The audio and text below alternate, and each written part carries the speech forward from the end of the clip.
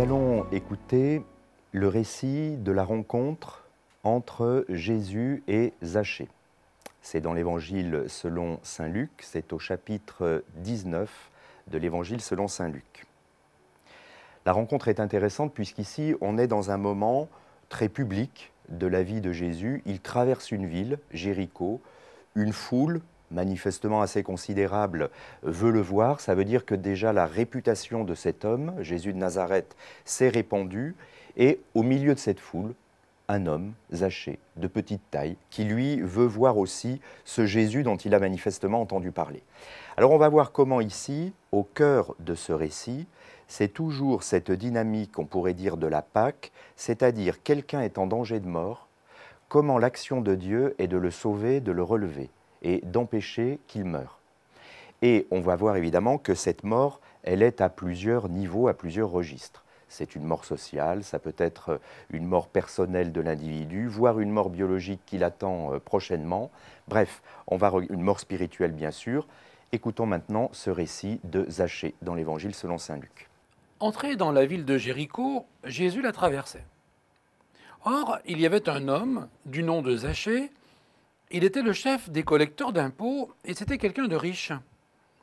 Il cherchait à voir qui était Jésus, mais il ne le pouvait pas à cause de la foule, car il était de petite taille. Il courut donc en avant et grimpa sur un sycomore pour voir Jésus qui allait passer par là. Arrivé à cet endroit, Jésus leva les yeux et lui dit « Zachée, descends vite. Aujourd'hui, il faut que j'aille demeurer dans ta maison. » Vite, il descendit et reçut Jésus avec joie. Voyant cela, tous récriminaient. Il est allé loger chez un homme qui est un pécheur. Zachée, debout, s'adressa au Seigneur. « Voici, Seigneur, je fais don aux pauvres de la moitié de mes biens, et si j'ai fait du tort à quelqu'un, je vais le lui rendre 4 fois plus. » Alors Jésus dit à son sujet, « Aujourd'hui le salut est arrivé pour cette maison, car lui aussi est un fils d'Abraham. En effet, le Fils de l'homme est venu chercher et sauver ce qui était perdu. » La scène est très visuelle. On imagine une rue plutôt large, des arbres bordant cette rue, Jésus passant, la foule tout autour. Alors c'est très intéressant de bien noter ce rôle ambivalent de la foule qui revient à plusieurs reprises dans les évangiles. La foule est tout à la fois ce qui indique la présence de Jésus. Comment savoir que cet homme passe si un rassemblement ne commençait pas à s'opérer autour de lui et indique que quelque chose se passe, que quelqu'un est en train de passer. Elle a donc ce rôle extrêmement positif et l'Évangile le souligne à plusieurs reprises.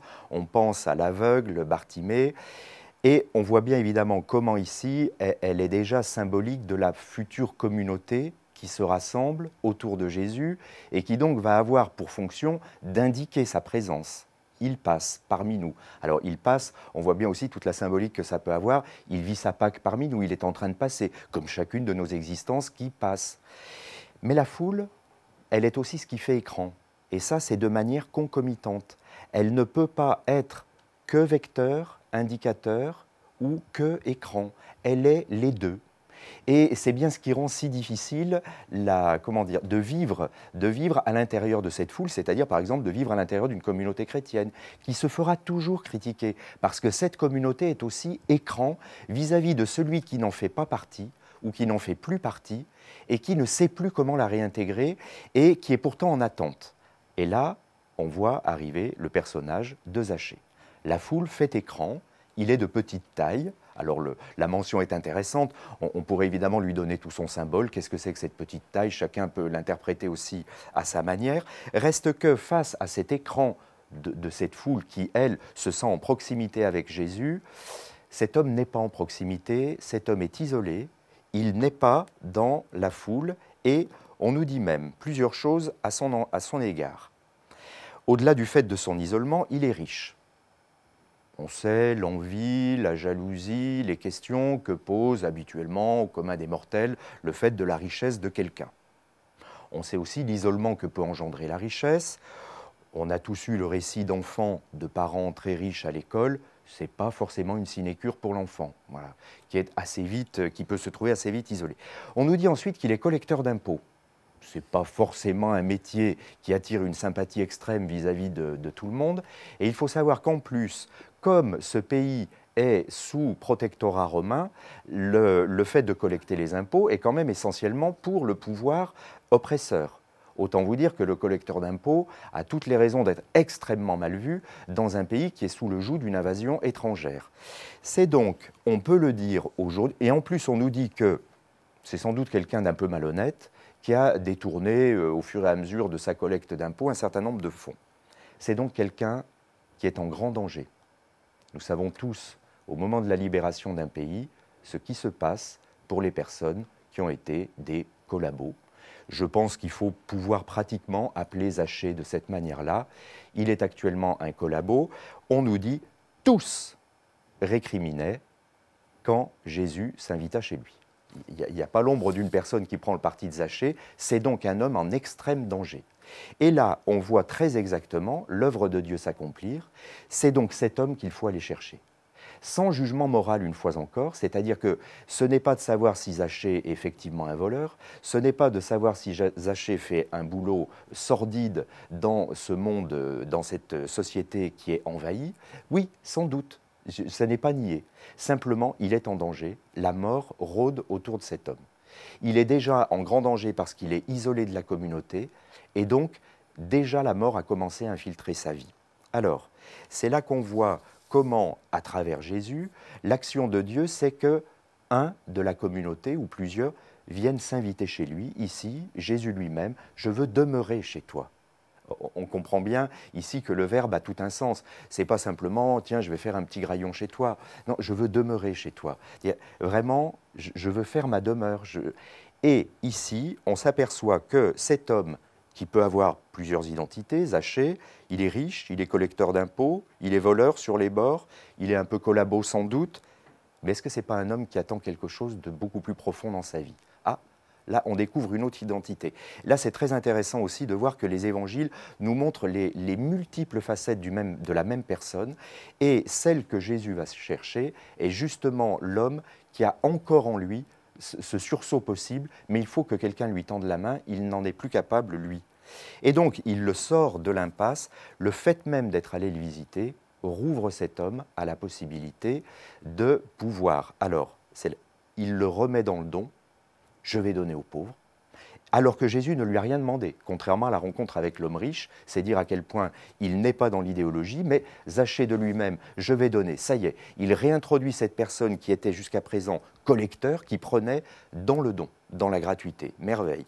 Il le réintroduit dans la communauté, voilà, un fils d'Abraham, ce qui est évidemment essentiel pour les auditeurs qui sont autour, ça veut dire qu'il l'a réintroduit dans la communauté croyante, dans la communauté des hommes, et que du coup, il lui évite l'isolement, et le salut est entré dans cette maison, c'est-à-dire que ça y est, on comprend qu'évidemment, au-delà de la maison de pierre et de briques et de mortier, c'est bien Zachée lui-même, en tant que demeure, il est à nouveau sauvé, c'est-à-dire que ça y est, sa vie, mais dès ici et maintenant, est déjà à nouveau debout.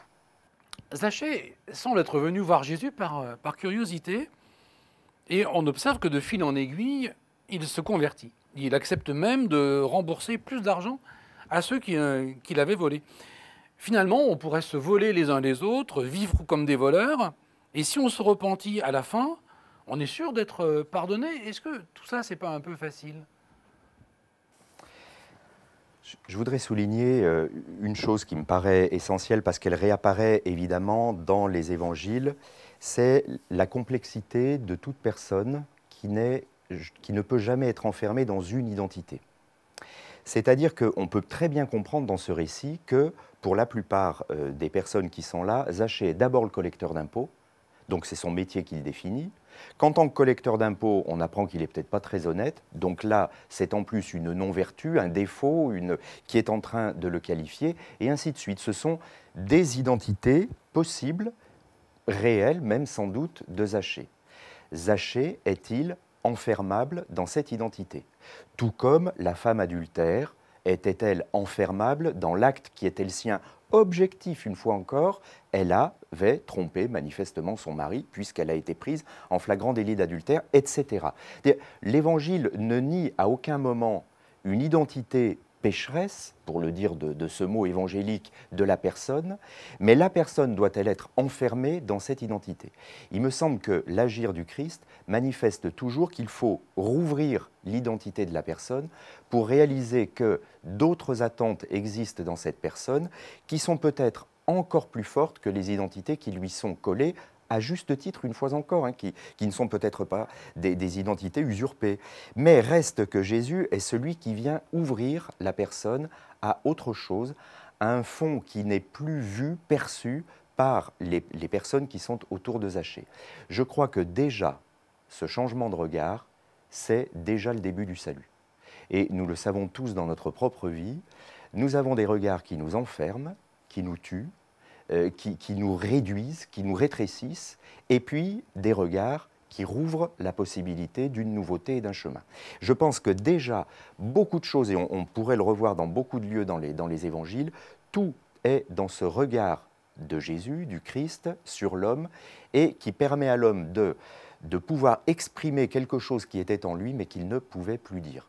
Qui d'entre nous ne s'est trouvé enfermé par ses plus proches, justement parce qu'ils le connaissent soi-disant trop, et qu'ils n'ont plus accès à des choses qui pourtant sont dans la personne, mais qu'il n'a même plus l'occasion de dire. Il est donc extrêmement important pour l'homme d'être en relation avec cet autre qu'est Jésus, et c'est ce que les évangiles soulignent, pour rouvrir des identités tout à fait différentes. Je dirais donc que la pointe de cet évangile, ce n'est pas du tout vol ou non-vol, c'est la manière dont cette existence va pouvoir être au cœur de son péché objectif, complètement rouverte. Et qu'évidemment, on n'assiste pas du tout à une apologie du vol dans cette page d'évangile.